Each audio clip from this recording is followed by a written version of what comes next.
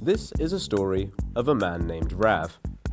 Rav has just finished a long shift from his job as a support worker, but he is also an aspiring voice actor, and he has a recording job to get done by the end of the day.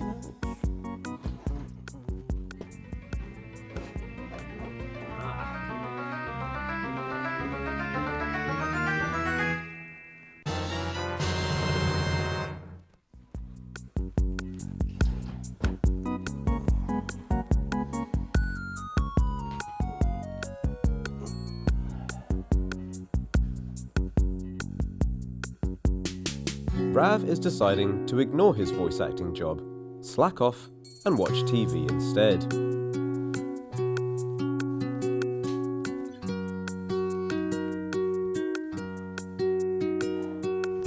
With so much important work to be done, it's a miracle that Rav can do anything else. Seriously? I've just got back from work.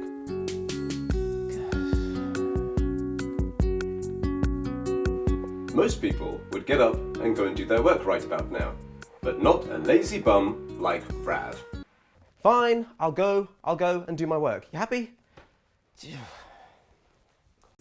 Most people would get up and go and do their work right about now, but not a lazy bum like Rav. This lazy bum has finally decided to start his work. Are you kidding me? I'm trying to do my work right now. You've ruined my take. This is getting too meta. Let's just cut to the interview. Hi, my name's Rav. I am a residential support worker / freelance voiceover artist and voice actor.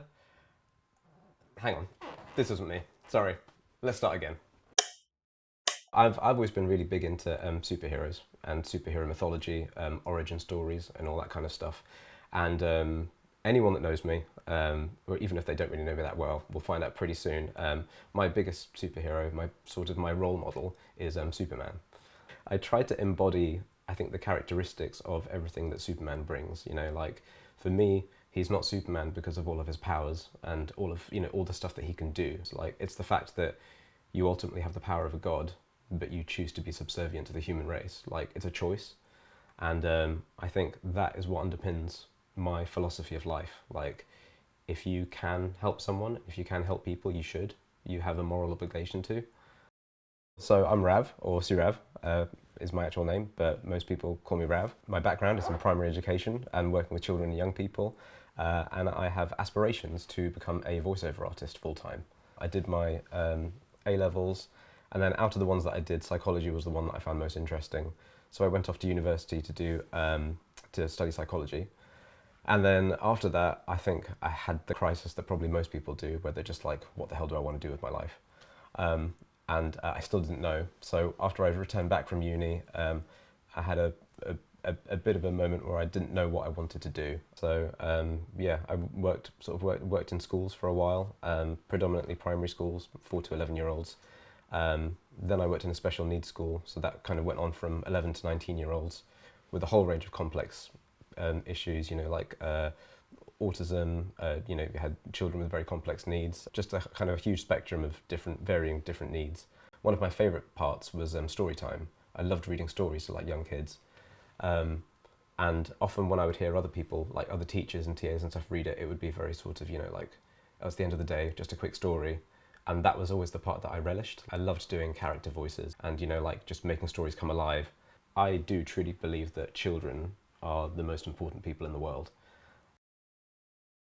It had been a running theme kind of throughout college and university that quite a few of the comments that I would get that would get mentioned, or some of the compliments, were mainly about the way that I spoke and the sound of my voice.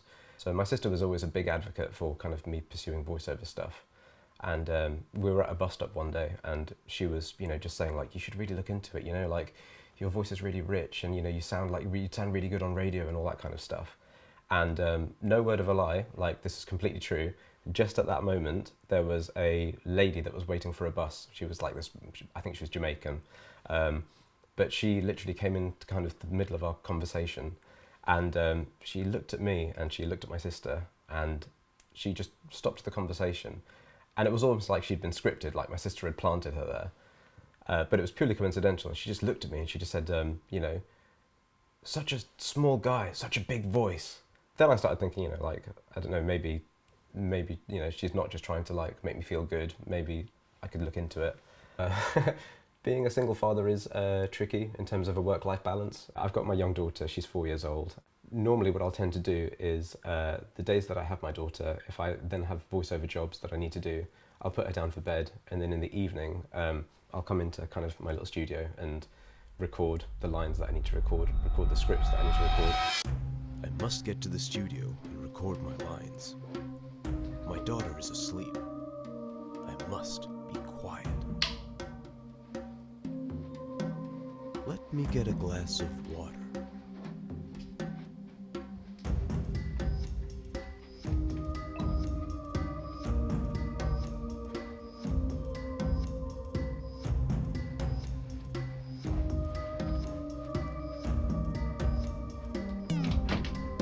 The door is locked. I can't get in.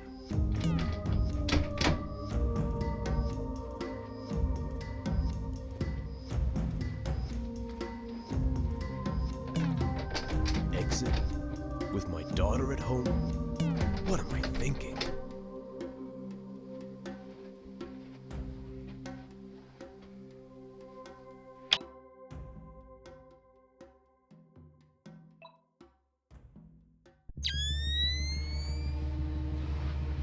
I must be quiet.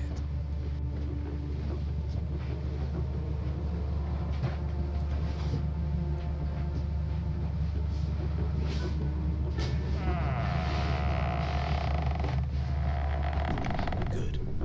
She's still asleep. I did it.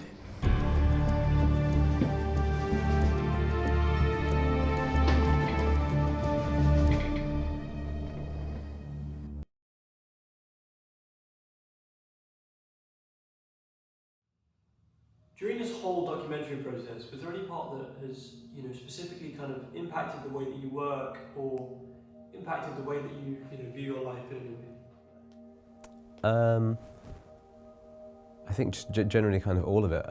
Yeah, just being able to see how much goes into it and all the setup, you know, from lighting to sound to, you know, the storyboarding and kind of, you know, all that kind of stuff. It's been a really interesting process. I think, you know, for me perhaps as well as you, I find it quite, you know, when you watch a movie or you watch something on TV, you're just seeing everything that the camera is filming, but you don't see anything that happens behind the lens.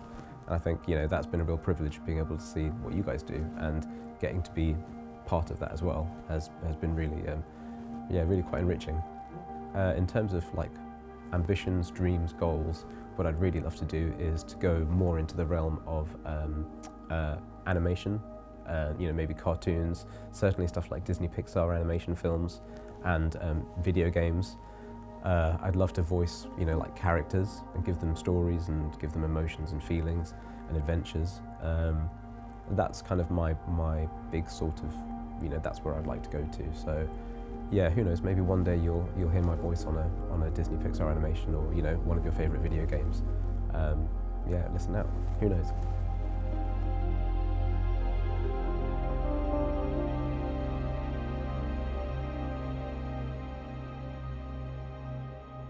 Is there any final words that you'd like to say to sort of end the interview and, I guess, the documentary as a whole?